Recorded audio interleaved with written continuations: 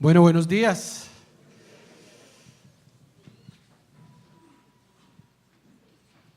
Este año se pasó volando, ¿no? Dice que en la medida que uno tiene más años, se va más rápido el tiempo. A uno de pequeñito le pasaba el tiempo como bien despacito. Es decir, uno soñaba con que llegaba Navidad y eso no llegaba nunca.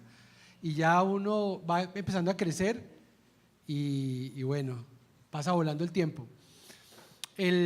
Incluso ya vienen los Olímpicos el próximo, ¿cuánto? En el 2000, ¿qué? ¿20 es? ¿Cómo? ¿Cuál? ¿2020 ya? Y viene el Campeonato Mundial de Fútbol el próximo año. ¿Qué pasa? Ah, bueno, tenemos antes en el final, sí. Tenemos el Campeonato de Fútbol del próximo año.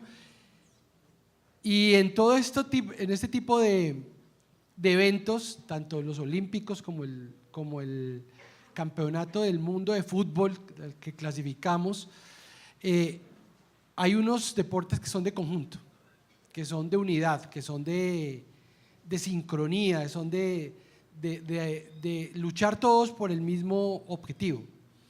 Y más o menos es lo mismo que sucede cuando estamos en familia. Si el Señor no edificare la casa.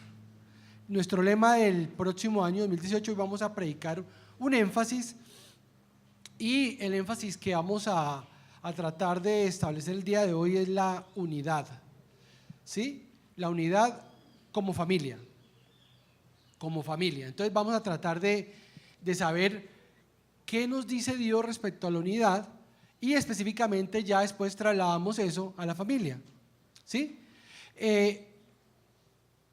Y en esos, digamos, en esos deportes de conjunto, para seguir con la introducción, es importante que, ¿quiénes han practicado aquí deportes de conjunto? Levanten la mano. Oiga, muy poquitos deportistas. No, todos son tenistas, todos son atletas.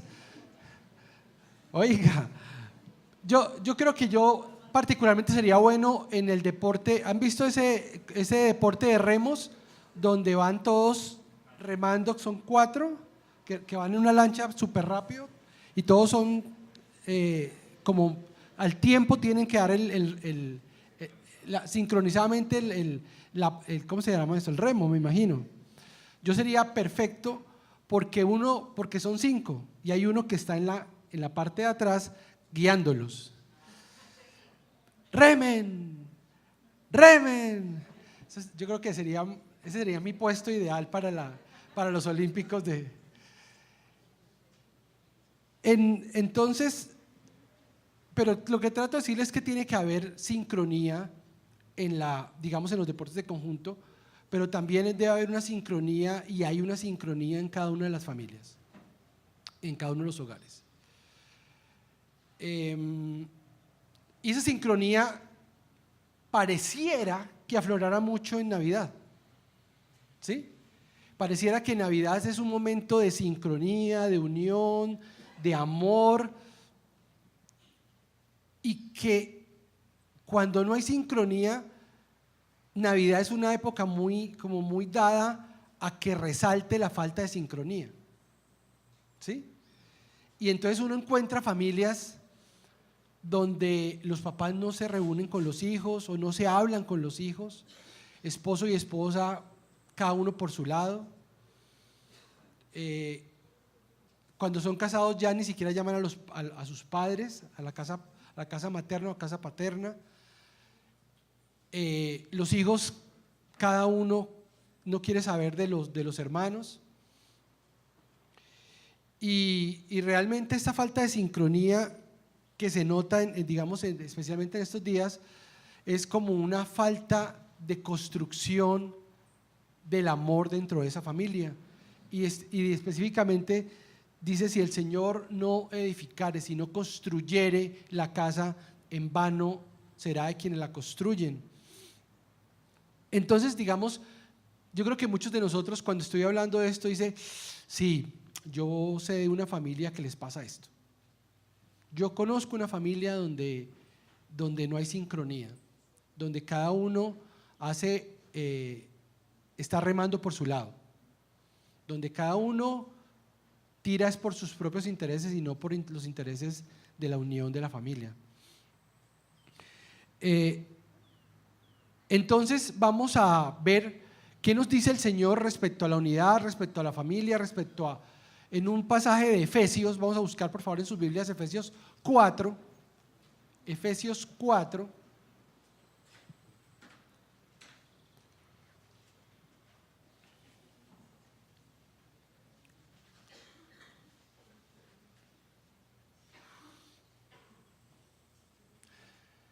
¿Ya tienen Efesios 4 ahí ustedes en sus Biblias? ¿Qué título tienen algunas Biblias de ustedes? La unidad del Espíritu. Básicamente en Efesios, Pablo se preocupa para hablarle a los de Éfeso respecto a la unidad, ¿sí? Y les ha hablado respecto a la unidad en el matrimonio, les ha hablado respecto a la unidad en en siervos con esclavos, está hablando de la unidad familiar. Y llegamos al verso 17, ¿cierto? Y vamos a leer del verso 17 en adelante despacito, entendiéndolo. Esto pues digo y requiero en el Señor. Voy a hacerlo diferente esta vez. Cuando alguien dice Pablo dice, esto digo y requiero en el Señor, dos puntos, ¿qué sigue a continuación? ¿Cierto? ¿Qué quiero? ¿O qué es lo que les pide a los de Efesio, a los Éfesos, Pablo?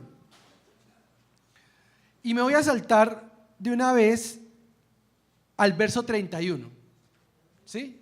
Entonces digamos que ahorita lo vamos a leer todo, pero voy a saltarme al verso 31 porque ahí casi que se condensa qué es lo que les pide a ellos. Les dice, quítense de vosotros toda amargura, enojo, ira, gritería, maledicencia y toda malicia. Antes sed benignos unos con otros, misericordiosos, perdonándonos unos a otros como Dios también os perdonó a vosotros en Cristo. Si ustedes se dan cuenta, digamos, con ese salto, me permití dar ese salto, Pablo les dice, yo requiero de ustedes que cambien y que se quiten la amargura, el enojo, la ira, la gritería y la maledicencia. Les dice perdónense, ámense, ¿sí? ¿Por qué será que Pablo les dice eso?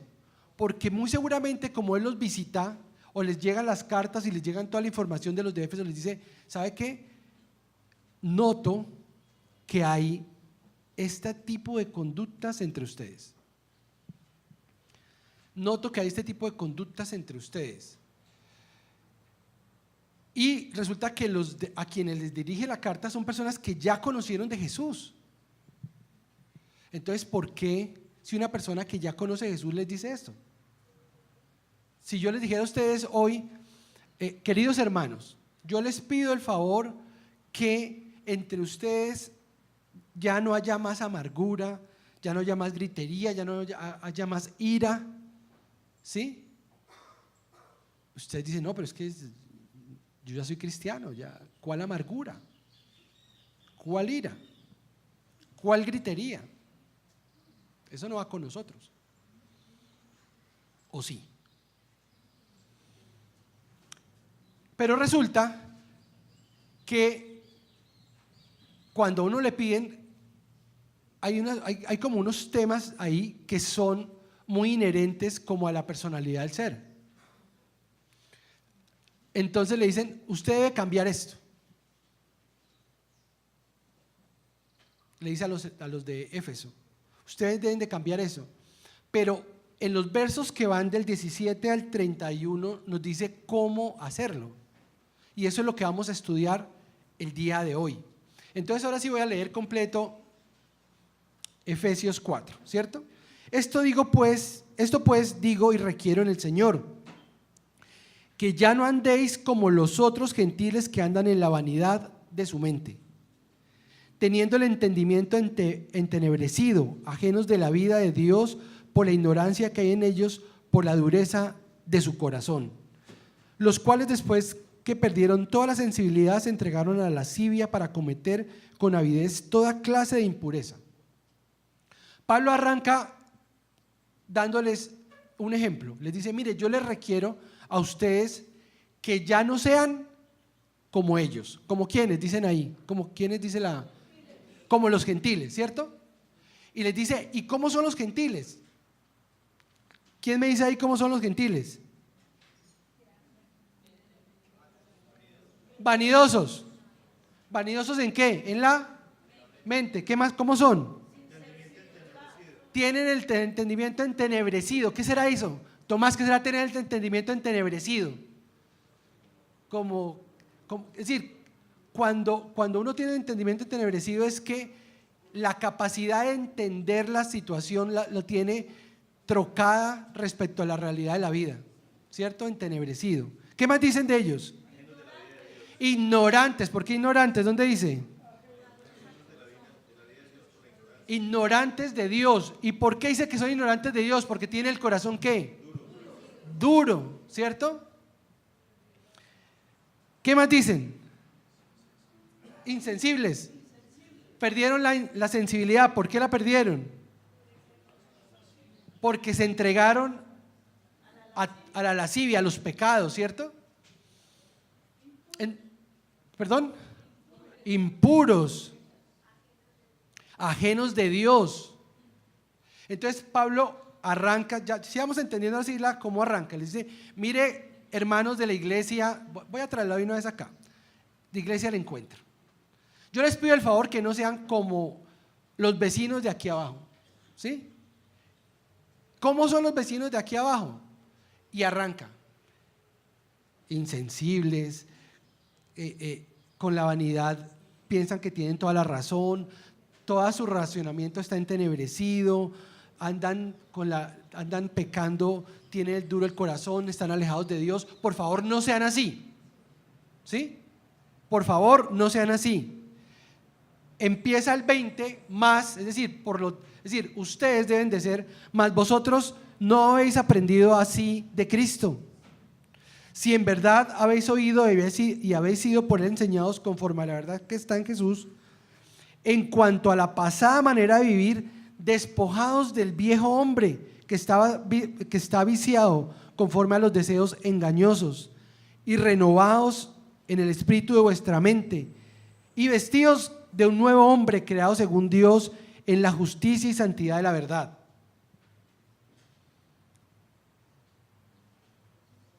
Les dice entonces: ustedes que ya conocieron de Cristo, que ya conocieron de Jesús, ¿sí? Tienen que despojarse de esos que eran los gentiles y que antes así eran ustedes. Y les da como un ejemplo de vestido y le dice: ellos andan vestidos con todo el pecado encima, con todos los harapos encima, pero ustedes ya son otros y tienen que tener un nuevo vestido. Tienen que tener un vestido renovado, ¿sí? ¿Y renovado por quién? Por Jesús. Y en el verso 25 les dice de ahí en adelante: entonces, si ustedes ya están renovados, ¿qué deben de hacer? 25 en adelante: por lo cual, es decir, como ya son diferentes, desechando la mentira, hablad verdad cada uno con su prójimo, porque somos miembros los unos de los otros. Airaos, pero no pequéis, no se ponga el sol sobre nuestro enojo, ni deis lugar al diablo. El que hurtaba, no hurte más, sino trabaje haciendo con sus manos lo que es bueno, para que tenga que compartir con el que padece necesidad. Ninguna palabra corrompida salga de vuestra boca, sino la que sea buena para la necesaria edificación, a fin de dar gracias a los oyentes. Y no contristéis o no pongas triste al Espíritu Santo, con el cual fuiste sellados para el día de la redención. Y viene el 21, ya como la parte final. El 31, perdón. Y quítense de vosotros toda amargura, enojo, ira, gritería, maledicencia y toda malicia. Antes sed benignos unos con los otros, misericordiosos, perdonándoos unos a otros, como Dios también os perdonó a vosotros en Cristo.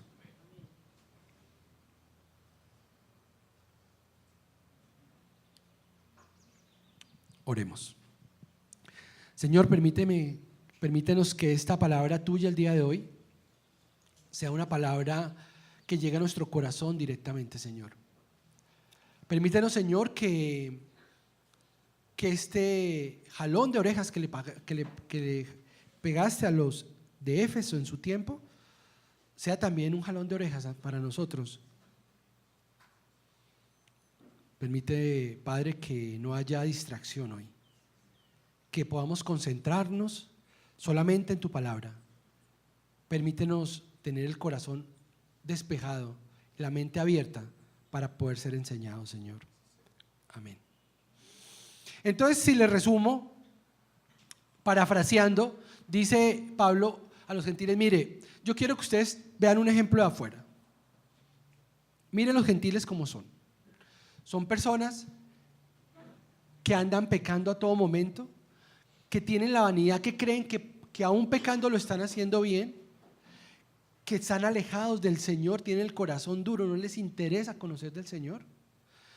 Y por eso la lascivia, por eso no les interesa y se llevan su familia por encima, se llevan a la comunidad por encima, no les importa el pecado, están muy mal. Ustedes no sean como esos, ¿sí? ¿Por qué? Porque ustedes ya conocieron a Cristo. Ustedes, es posible que antes fueran así, pero ustedes, como ya conocen de Cristo, el Señor ha empezado a renovarlos a ustedes y están vistiendo ahora la ropa de un nuevo hombre, un nuevo ser, y ese nuevo ser debe dar algunas muestras diferentes a lo que son ellos. Y por lo tanto les pido y les toca 4 temas especiales. Ustedes no pueden seguir diciendo mentiras, ustedes no pueden seguir robando, ustedes no pueden seguir maltratando a todo el mundo con sus palabras. Ustedes no pueden creer que porque tienen más no tienen derecho a hacer lo que les dé la gana. Por el contrario, verso 31, quítense de ustedes la amargura, la ira, el enojo, la gritería. Sean nuevas personas en Cristo. ¿Listo? ¿Comprendido el texto? Pero resulta que cuando a los de Éfeso les dicen: ustedes no sean como ellos y sean así, eso digamos que suena como fácil, ¿sí? Yo le digo: usted que tiene ira, cuando tenga ira no peque. Y puede haber una persona aquí que me dice: pero es que usted no me conoce cuando a mí me da rabia. Ahí me da ganas de comerme el mundo, me da ganas de destrozar todo. Ustedes no saben cómo soy yo. Mire, yo digo mentiras para todo. Yo no sé cómo me quito eso. Y parece que lo que le está pidiendo Pablo a ellos, siendo un imperativo, dice: ¿cómo lo puedo hacer? Y vamos a tratar de establecer dentro de este texto qué es lo que nos dice Pablo respecto a eso, cómo se puede hacer.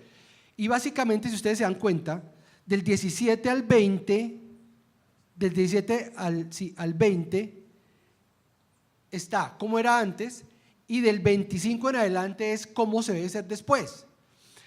Entonces, en los versos 20, 21 y 22 y 23 está como la respuesta a qué o cómo debo ser yo.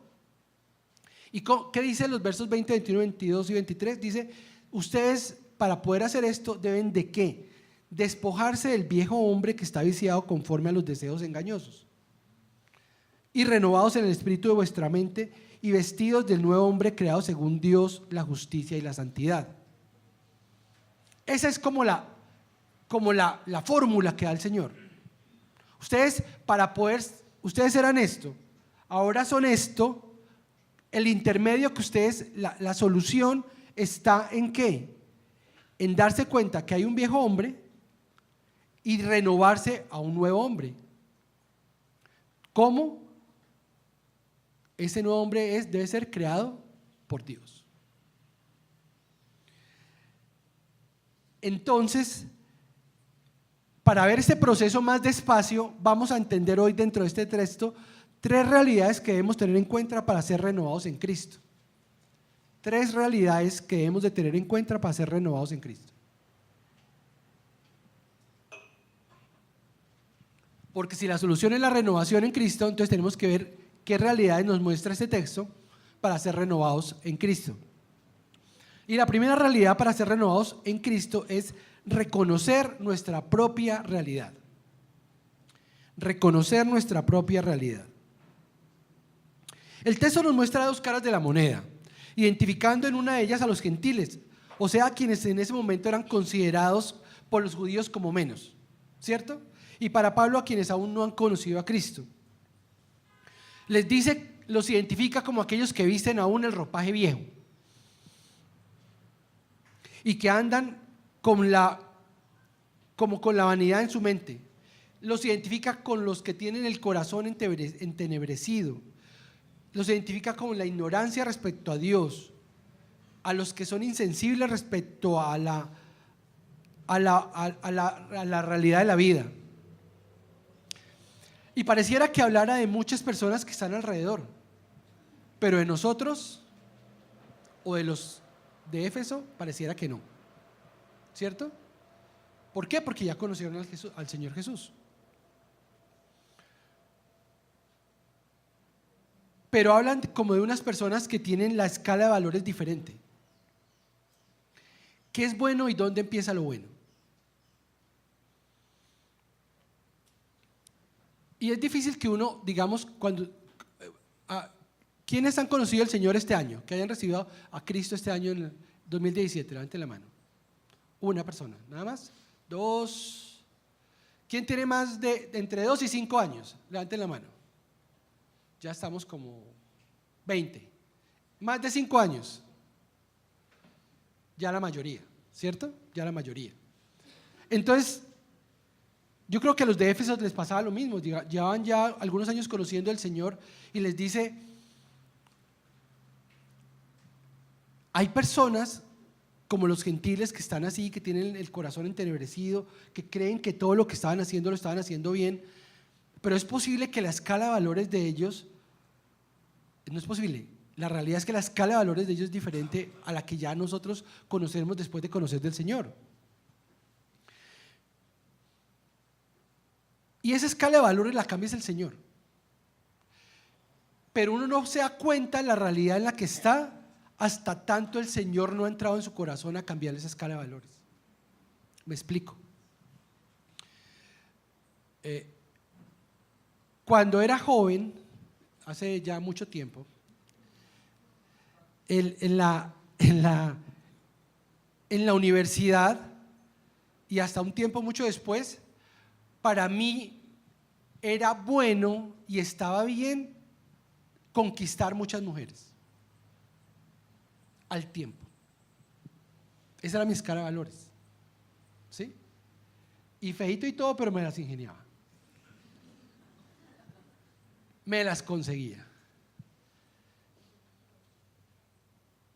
Y si ustedes me pudieran trasladar a ese tiempo y me preguntaran que si eso está bien, en mi corazón internamente diría que está bien. ¿Me hago entender el ejemplo que les estoy dando?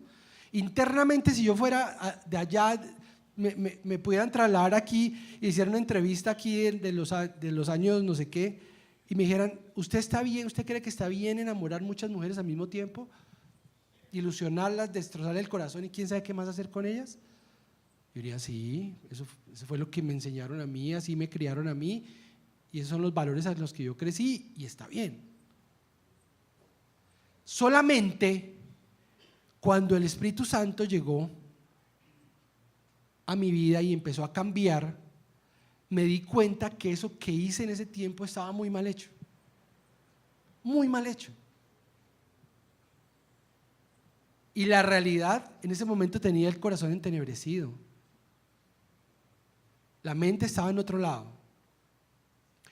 Y si yo les preguntara a ustedes, ¿en qué han cambiado sus valores hoy respecto a cómo eran antes? Es posible que cada uno de ustedes tenga una historia diferente que contarme a mí hoy. Es decir, yo pensaba que estaba bien hacer esto y ya el Señor me ha transformado y creo que no está bien hacerlo. Pero para ese momento, pero para los de Éfeso, o los efesios, parecería que cuando Pablo les dice, ustedes no sean como los gentiles, ellos se mirarían así y dirían, no, pues Señor, pero es que yo ya estoy andando en el Señor, yo no soy ese. Yo no soy ese. Si Pablo les dice eso es porque aún están arrastrando, pese a conocer del Señor, vienen arrastrando cosas de su viejo hombre. Vienen tirando cosas o teniendo cosas escondidas aún de lo que éramos antes de conocer al Señor. Y entonces ahí, como ya nos vestimos, o ya los de Éfeso se vistieron como un manto de santidad, ya no se permitía como que decirles eso. Y entonces lo que Pablo les dice, mire, ¿sabe qué? Lo primero que tienen que tener en cuenta es que es posible que ustedes sean lo mismo que los gentiles. Ustedes deben de reconocer su propia realidad el día de hoy.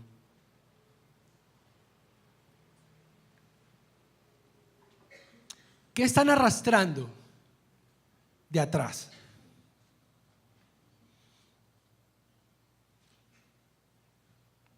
Es posible que aún sean mentirosos y vivan una vida con mentiras, que haya traición en su vida, que hayan infidelidades en su vida. Es posible que aún sean iracundos y en medio de la ira destrocen y acaben con quien está a su lado, en el área del vecino, del trabajo y peor aún, de su familia. Es posible que la grosería fluya a flor de boca. Es posible que la maledicencia, que utilicen las palabras para atropellar a los demás y peor aún a su propia familia, a su esposa, a sus hijos, a sus padres.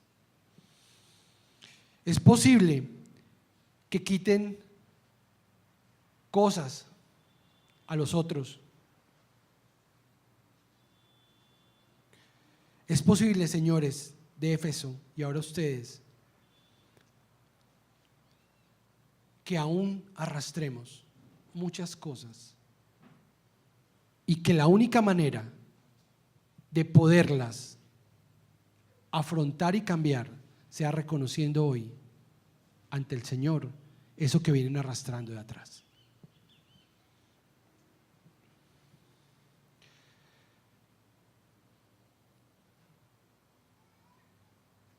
Es posible que aún hoy tú seas la persona que está dañando la unidad de tu familia.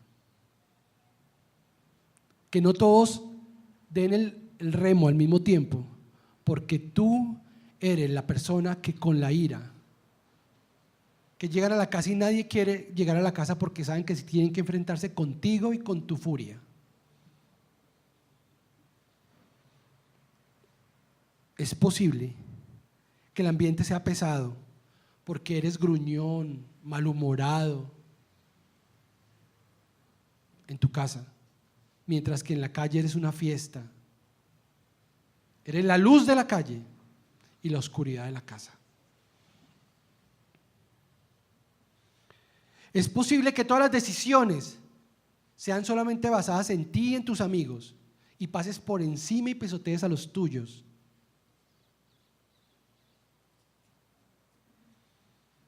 Yo les pregunto, ¿cuál es la ofensa? Piensen en una ofensa que le hayan hecho a ustedes que les haya dolido muchísimo.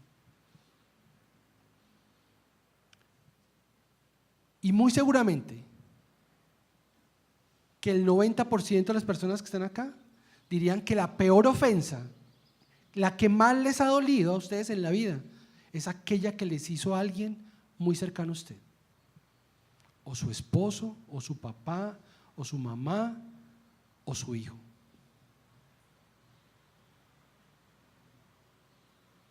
Porque nos creemos con el derecho de pisotear a los nuestros. Porque nos creemos con el derecho que tenemos la autonomía para poder abusar de nuestra familia. de nuestra comunidad, en este caso de los efesios. Porque somos insensibles, tenemos el pensamiento entenebrecido respecto a los de nosotros y nos creemos con derecho a insultarlos y atropellarlos, pero con los amigos, con los de la calle, somos unas reinas de belleza, unas mamacitas.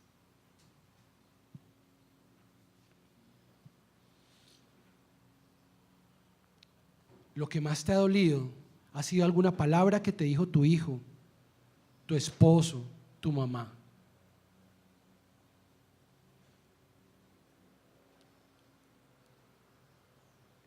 Y ahora, ¿a quién he herido yo? ¿Cuál es la realidad mía? Hoy es día de reflexionar. La primera condición que nos pide el Señor para transformarnos es reconozcamos nuestra propia realidad. ¿Somos nosotros quienes herimos? ¿Somos nosotros quienes lastimamos? ¿Somos nosotros los que engañamos, los que andamos con amargura, con ira, con enojo, con maledicencia en nuestra casa? ¿Nos creemos derecho de pisotear? ¿Cuál es nuestra realidad actual? Y es posible que estés arrastrando algo de tu viejo ser y que cuando tienes ira destruyes con todo.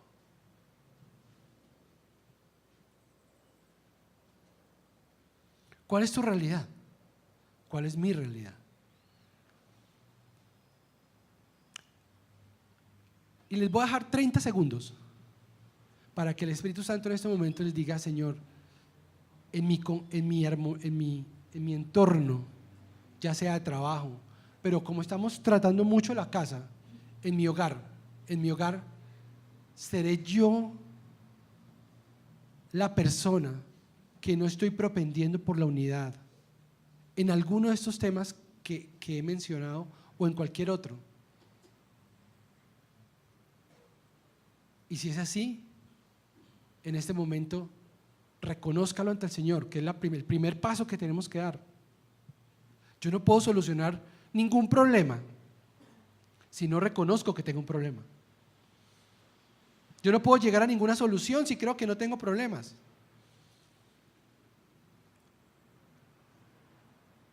¿Cómo soy en mi entorno?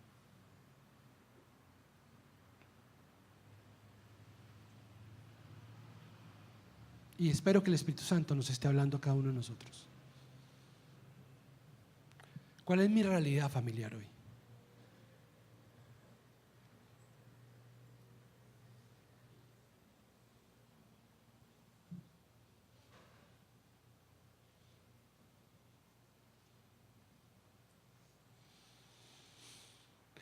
La segunda realidad para ser renovados, la primera, ¿cuál era? Reconocer nuestra propia realidad. Esta agüita está más fría, más buena. Qué envidia. La segunda realidad para ser renovados es renovar nuestra mente en Cristo.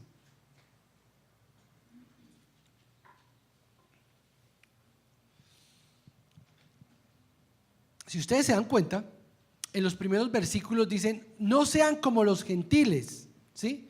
Y dice tal, pero mencionan dos cosas que tienen los gentiles y por qué son así.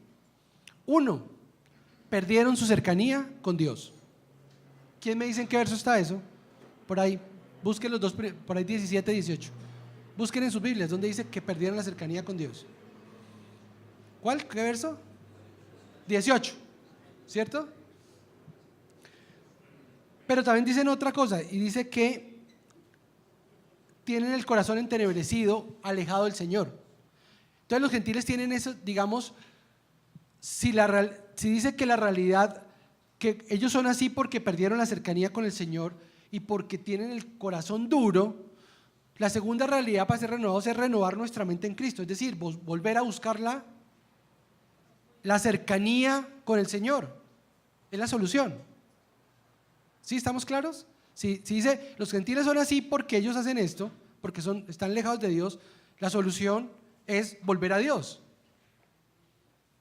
Después de reconocer nuestra realidad, tenemos que volver a Dios. Dice el verso 20-21, mas vosotros no habéis aprendido así de Cristo. Si en verdad la habéis oído y habéis sido enseñados por Él conforme a la verdad que está en Jesús, y entonces menciona dos aspectos de cómo nos podemos acercar al Señor.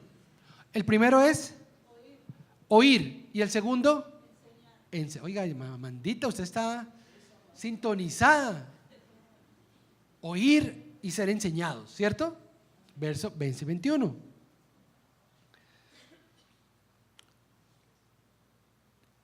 Entonces digamos que cómo empezamos a cambiar y ser renovados, oyéndole.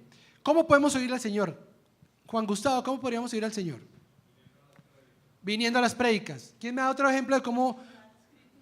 Leyendo las escrituras. ¿Quién más? Tomás, duro. El devocional, 3 allá, duro. Devocional, otro ejemplo. Alabando. Curso de educación cristiana. ¿Quién más me da otro ejemplo de cómo estar cercano del Señor? ¿Cómo oírlo? Ayuno, oración, escuchando a los hermanos. Obediencia, la práctica de la obediencia. Y creo que cada uno de ellos debe partir de una base. Y lo primero es que si yo reconozco que estoy arrastrando cosas de mi viejo ser, que estoy dañando y lesionando a las personas que están conmigo, que estoy dañando la unidad, que es lo que el Señor quiere que tengamos, les dice, ustedes deben de oír al Señor. Y lo que pasa es que esto es cuantificable, ¿sí? Esto es cuantificable. Entonces viene la pregunta, el día tiene 24 horas. De esas 24 horas, ¿cuánto tiempo yo oigo del Señor? Y empieza la cuantificación. De 0 a 10 minutos. Lo que me demoro abriendo mi Biblia y leyendo un pasaje. Y chao, no más. De 0 a 2 horas. Un devocional. A 3 horas, a 4 horas. Y entonces la pregunta que viene es, en el día, ¿cuánto oigo yo del Señor? ¿Cuánto dispongo yo de mi día de 24 horas para oír al Señor?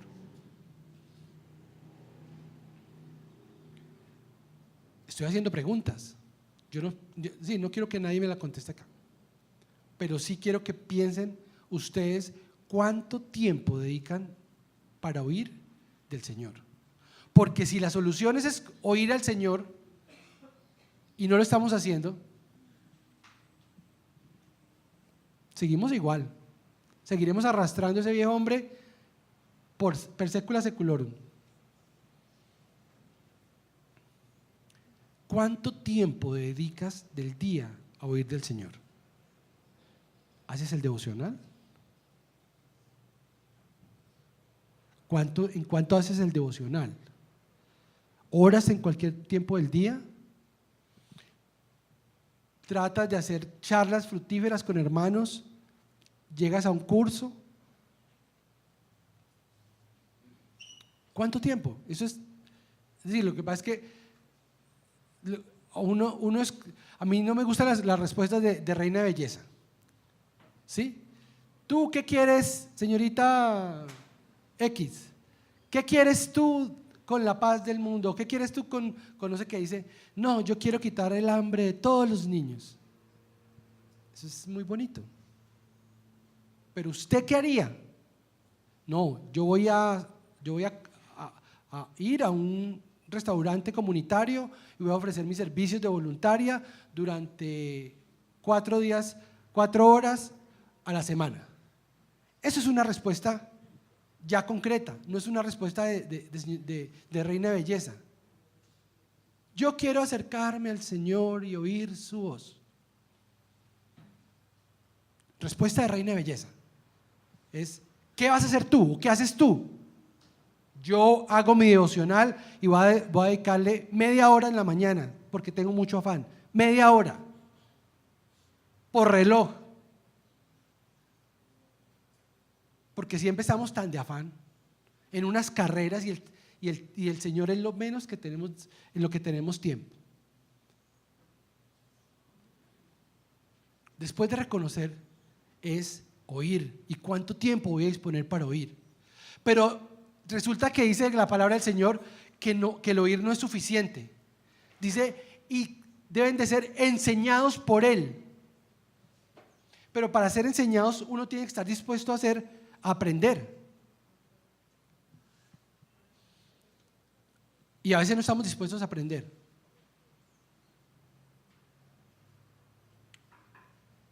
Yo les cuento que yo preparo unos huevos espectaculares. Por la mañana yo me disfruto haciéndoles huevos a mi familia en el desayuno. Y entonces les pico tomatico, se los pongo a sofreír antes, después les pico quesito y les pico otras cosas, desde al final los echo y hay un punto en donde los saco para que no estén tan duros ni estén tan… Y soy, en mi concepto, experto en huevos. Y entonces, hace poco llegó un familiar que me estuvo visitando y vino y entonces dijo: yo quiero, como ustedes me están alojando, yo quiero hacer el desayuno para ustedes. Venga, René, yo le enseño a hacer huevos. Eso fue como si me hubieran pegado una puñalada, pero me da pena no estar ahí. Y entonces empezó a enseñarme a hacer los huevos, pero desde que empezó a enseñarme a hacer los huevos yo no le quería prestar atención, porque yo tenía la razón en cómo yo hago mis huevos.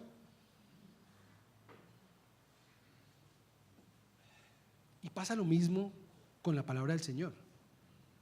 Si tú crees que tienes la razón frente a las cosas que la vida y el Señor te enseña, llegas a una predicación como esta y dices: este tipo que está allá parado no tiene ni idea de la vida. Usted no sabe cómo es la rabia, usted no sabe ni idea cómo es la ira. Usted sabe que yo no puedo quedar mal con la sociedad. No quiere ser enseñado. Le pasa lo mismo que yo con los huevos. Si yo quiero aprender a hacer huevos realmente y lo estoy haciendo mal, yo no puedo llegar pensando que ya me las sé todas a hacer huevos. Yo no puedo llegar pensando en que las sé todo respecto al Señor y que mi forma de vida es la mejor que puedo tener y que ya no tengo forma de cambiarla. Yo tengo que estar dispuesto a ser enseñable. Pero muchas veces llegamos nosotros a la predicación, a los cursos, a oírle al Señor, pero ya llegamos con la suficiencia de quien lo sabe todo y que no quiere ser enseñado por Dios. No tiene el corazón sensible y dice: tengo el corazón duro, entenebrecido. Yo no quiero oír del Señor.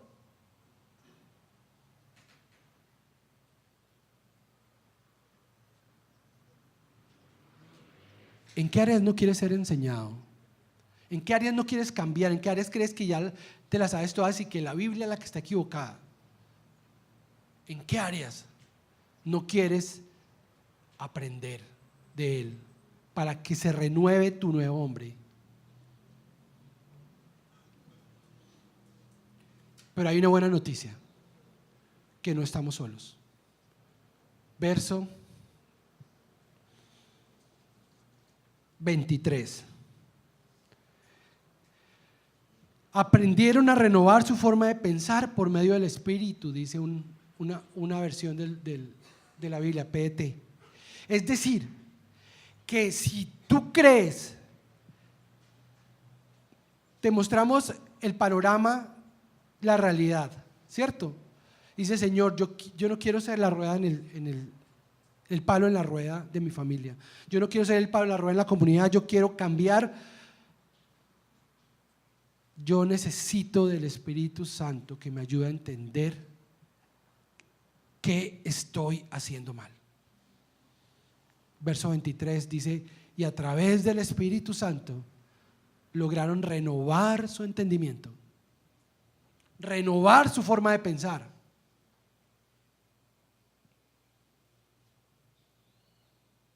A través del Espíritu Santo podrán entender que no son tan tesos o no soy tan teso como yo pensaba, sino que necesito del Espíritu Santo para poder ser enseñado. Y solamente el Espíritu Santo te va a empezar a inquirir cuando estés fallando y te diga: tú no estás haciendo bien esto. No está bien que acabes con tu familia, con cada ira que tú tienes. No está bien que acabes con la dignidad de tus seres queridos simplemente por aparentar otras cosas afuera. No está bien que sigas engañando, que sigas siendo infiel. No está bien que digas mentiras. No eres tan buenecito como tú crees. Es el Espíritu Santo quien nos va a ayudar a cambiar. Segundo punto. Segundo punto. Para ser renovados tenemos que renovar nuestra mente en Cristo. ¿Cómo? Oyendo, siendo enseñados y con la ayuda del Espíritu Santo. ¿Listo? Hemos visto dos. ¿Quién me dice la primera? Reconocer nuestra realidad. ¿Esto para qué? Para poder renovarnos, ¿cierto? La segunda. Debemos de renovar nuestra mente en Cristo. Y la tercera realidad para ser renovados es redefinir nuestra conducta. Redefinir nuestra conducta. Como ustedes se dan cuenta, todos fueron por R.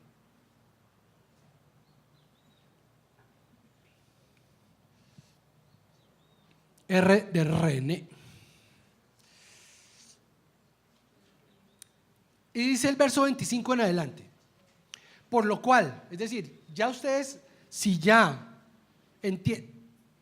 tuvieron en cuenta quiénes son ustedes y aceptaron que tienen fallas, serias fallas, que vienen arrastrando de su hombre viejo, que aún tienen cosas de su viejo ropaje que no han sido cambiados totalmente, y después de eso toman la decisión clara de renovarse a través de Cristo, oyéndolo, dejándose enseñar y siendo, digamos, redargüidos por el Espíritu Santo.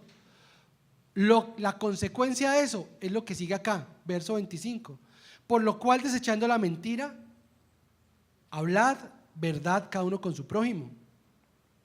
Airaos, pero no pequéis.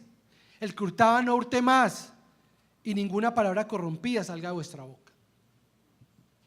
Si ustedes se dan cuenta, lo que viene ahí en adelante son imperativos que se deben de seguir para estar en unidad. Al menos nos da estos cuatro tópicos que se deben de tratar en este tema. Para Pablo, estas 4 conductas estaban dañando la unidad en Cristo. Y tenían que cambiarla, tenían que haber una redefinición de su conducta de manera activa. No es si querían, no es si les parecía, era que había que hacerlo. Y por supuesto de la mano del Espíritu Santo. La primera de ellas, la mentira. Entonces la mentira, el engaño y todo lo que ella conlleva. Y como ustedes saben, la mentira es fatal. Y para seguirnos concentrando en la familia, la mentira es fatal en una familia. Fatal. Una de las cosas que más pueden destruir a la familia es la mentira. La simple mentira que hay entre los cónyuges puede llevarlos fácilmente a una infidelidad. Si yo empiezo simplemente a ocultarle cosas, no decirle cosas o decirle mentiras a mi esposa, puedo fácilmente llevarme a una infidelidad a mí.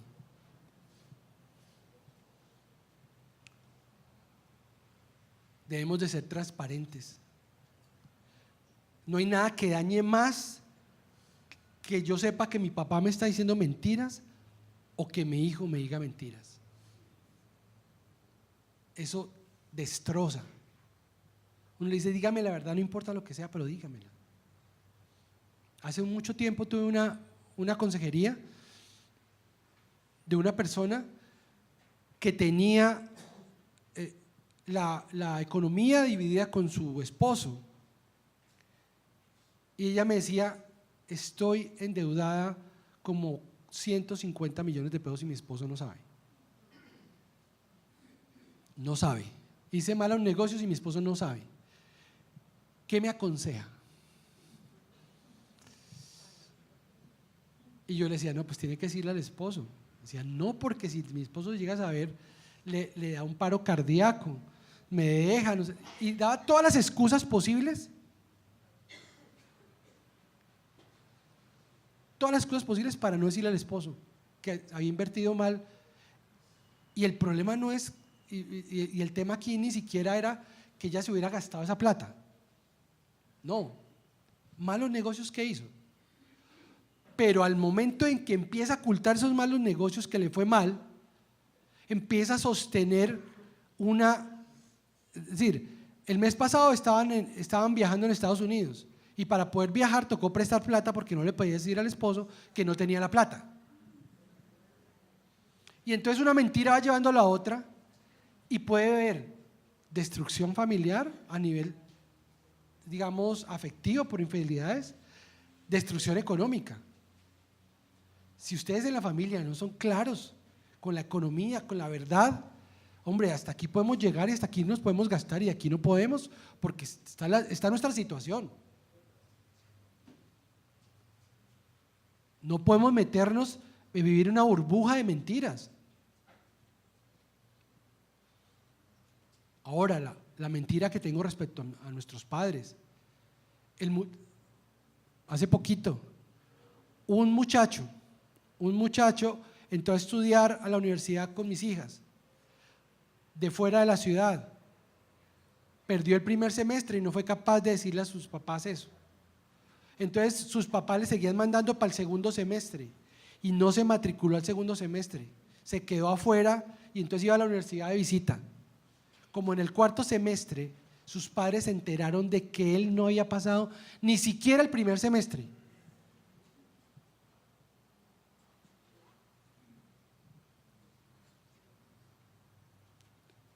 Mire la destrucción que puede haber ahí. Esos señores en un campo arrancando yuca y papa para llevarle plata a su hijo. Y él aquí viviendo una mentira. Y tener mentiras familiares es lo peor.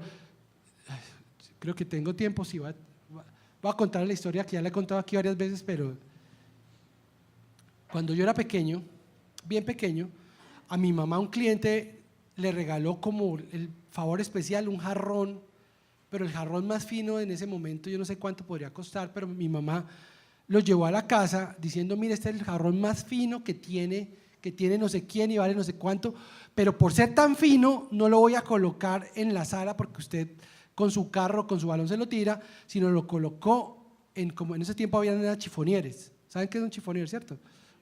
Donde se guarda la ropa. Y entonces lo colocó encima del chifonier y en ese tiempo estaban los televisores esos grandotes, estaba encima del chifonier, entonces estaba la cama, el chifonier, el televisor y el jarrón. Y yo cualquier día descubrí que si me subía por los cajones del chifonier, me subía al lado del televisor, me tiraba a la cama, Superman y en la cama. Quebré el jarrón. Ese jarrón cayó, ¡paz!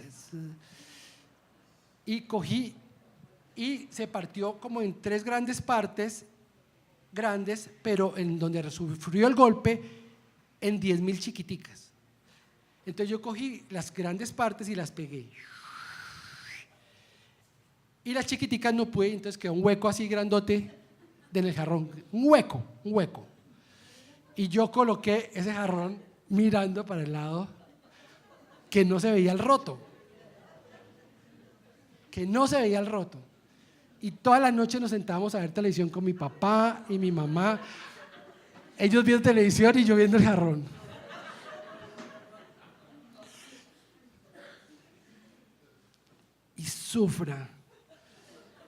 Y sufra noche tras noche por no decir la verdad. Yo creo que yo no había sufrido más en mi vida. Yo sabía que me iban a pelar, porque no me pelaban de una vez. Sí, claro. Claro. La mentira puede destrozarte y puede estresar a los tuyos. No más mentiras. Entonces, ¿cuál es el cambio de conducta? Digan la verdad. La ira. En los momentos de ira se dicen las ofensas más grandes y se destruye una persona con lo que se dice y se hace. Y siempre se tiene el escudo y la escuda y el escudo de que estamos de mal genio. En la familia se puede acabar todo con lo que se ha construido en un momento de ira. ¿Cómo eres tú en tus momentos de ira? Si te das cuenta, la Biblia te dice que tienes legítimo derecho a tener ira, ¿cierto? Dice, airaos. Pero lo que no tienes derecho es a pecar, a reaccionar.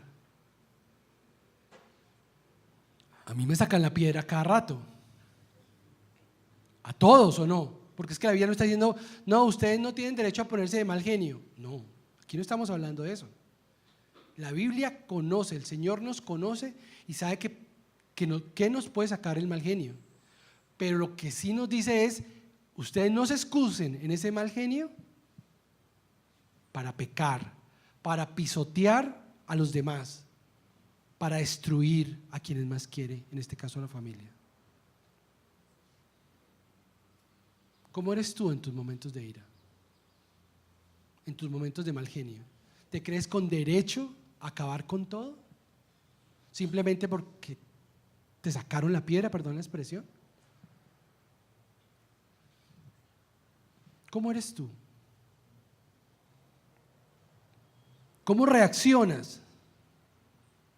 ¿Y cuál sería el compromiso que debes de adquirir con Dios?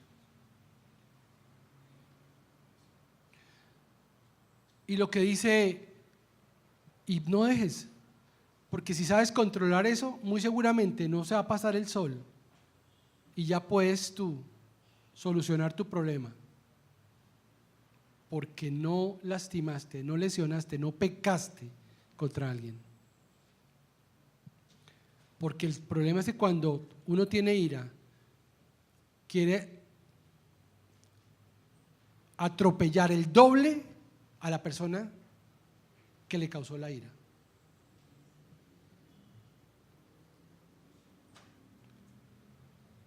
Y todo con la excusa era que tenía mal genio. ¿Cuál sería tu compromiso con el Señor hoy? El que hurtaba no hurte más, sino que trabaje. Aquí se combaten las malas costumbres, la pereza, la ambición, el egoísmo.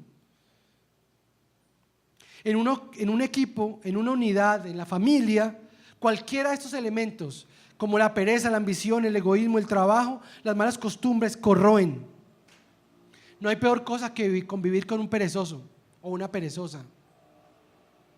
O peor aún que convivan cuando yo soy el perezoso, que le sacó el cuerpo a las labores de equipo de la casa. Eso destruye la unión de la familia. Cuando tenemos que meter el pecho y solamente son poquitos los que la meten. Entonces creemos que la obligación es de una persona y no es de todos. Y hay pereza, hay desidia, hay egoísmo, porque el que hurta es un egoísta. Aquí lo que se pretende es, por el contrario, trabaja y lo que haces y con lo que trabajas antes das a los demás. Sé generoso con tu tiempo, sé generoso con tu trabajo, sé generoso con tu esfuerzo, sé generoso con el esfuerzo de tu familia. Permite que el Señor construya con generosidad en tu casa. No es hacer lo que menos puedas hacer, debes hacer más de lo que más puedas hacer. Así puedes contribuir tú.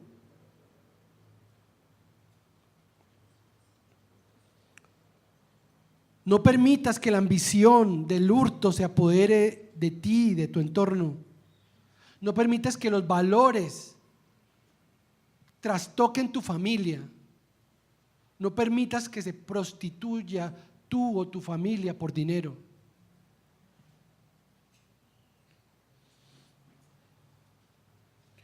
Como ustedes saben, si levantaron la mano de historias que conocemos, de familias que se acaban por problemas de dinero, levantaríamos casi que la mano todos, porque todos tenemos una historia de una familia que se arruinó y se destruyó por el dinero, por la ambición.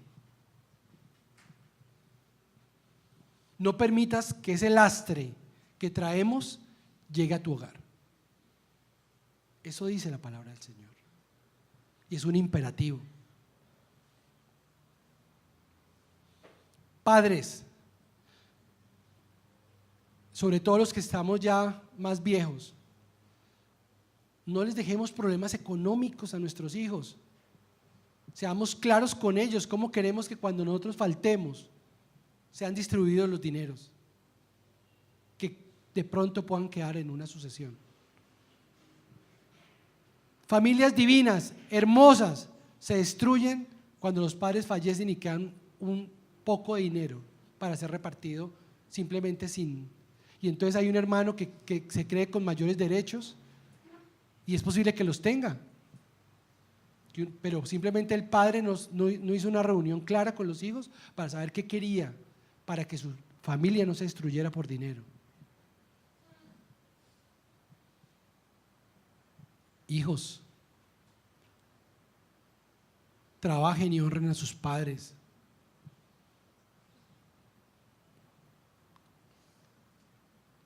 No sean egoístas y ambiciosos cuando tengan, porque en la decadencia del padre ya no va a poder dar tanto como antes daba y los va a necesitar a ustedes. No permitan que el dinero les destroce su vida. Eso dice el Señor. Y está hablando de la unidad. ¿Se acuerda? Que todo este capítulo es de la unidad. No digan malas palabras. No se lastimen con la boca, sino que, dice la palabra del Señor, para que lo que ustedes hablen siempre animen a los demás y haga bien a quien los escuche. Con mis palabras construyo o destruyo. Empodero o dejo viciado a la persona que me escucha, mutilado anímicamente, porque no hago sino destruirlo, tratándolo incapaz, de inepto, de estúpido. Y no hay cosa que más destruya que las palabras. Cuando no tenemos coequiperos que luchen mano a mano en esta vida, es muy triste. No permitas que tu familia, cada uno tenga su propia dirección. ¿Me explico? Cada uno tiene sus intereses, cada uno tiene su profesión, pero todos debemos de tener un bien común, que es el bien común familiar. El bien común en el Espíritu del Señor, en la palabra de Dios. Cuando esto no se ve, la primera pregunta es: ¿seré yo el causante? Y la segunda es: ¿qué debo hacer para que esto no pase? Y leo la conclusión simplemente. Quítense de vosotros, verso 31, toda amargura, enojo, ira, gritería, maledicencia y toda malicia. Antes sed benignos los unos con los otros, misericordiosos, perdonándoos unos a otros, como también Dios os perdonó a vosotros en Cristo. Oremos. Señor, sé, Padre, que has tocado el corazón de todos nosotros. Sé, Señor, que el Espíritu Santo ha estado aquí en este momento y ha tocado las vidas y el corazón de nosotros. Sé que tu palabra no va a salir como entró hoy. Sé que hay compromisos, hay alertas, hay semáforos en rojo o en amarillo en cada una de nuestras vidas. Sé que hay cambios que tenemos que hacer. Por eso, Padre, en este momento, Señor, yo te pido para aquellas personas que tuvieron un compromiso hoy contigo, primero reconociendo alguna de las faltas, cualquiera que sea, y segundo, un compromiso de tiempo y dedicación para oírte y ser enseñado, o para cambiar alguna conducta, Señor, yo te pido que estés con esa persona acá y que sea el Espíritu Santo quien le dé la fortaleza para hacer los cambios. Y en este momento, en señal, Padre, en señal que me estoy comprometiendo contigo, quiero pedirle el favor a las personas que tomaron algún compromiso que se paren para poder orar por ustedes. Si alguien hizo un compromiso hoy, para decirle al Señor: yo me estoy comprometiendo de pie ante ti en que tengo que hacer esto o aquello. Señor, para todas las personas que están de pie, Señor, te pido especial misericordia, pero también especial acompañamiento, Señor, en estos momentos, en estas Navidades donde hay que hacer cambios, ajustar la vida, Señor. Hoy te pido, Padre, por estas personas que están de pie, Señor, que quieren escucharte, que quieren conocerte, que quieren acercarse más a ti, Señor, para hacer un cambio y renovarse en su vida, Señor. Yo te pido por ellos, Señor, y te pido por mí, que soy el primero que estoy de pie aquí. Permíteme, Señor, y permítenos, Señor, no ser el palo que tranque la rueda de nuestra familia, que estorbe la unidad de la familia, Señor, sino por el contrario, Señor, te pido, Padre, que nos des voluntad de cambio. Te pido, Señor, que nos des voluntad de ser renovados en tu palabra, de ser enseñados por ti, Señor. Yo te pido que tengas misericordia en nuestra familia y aquellos hogares donde hay destrucción, donde hay mentira, donde hay envidia, donde hay desunión, Señor, que entres tú a reinar. Que entres tú, Padre, porque te necesitamos. Que entres tú, Señor, porque eres tú solamente quien puede cambiarnos.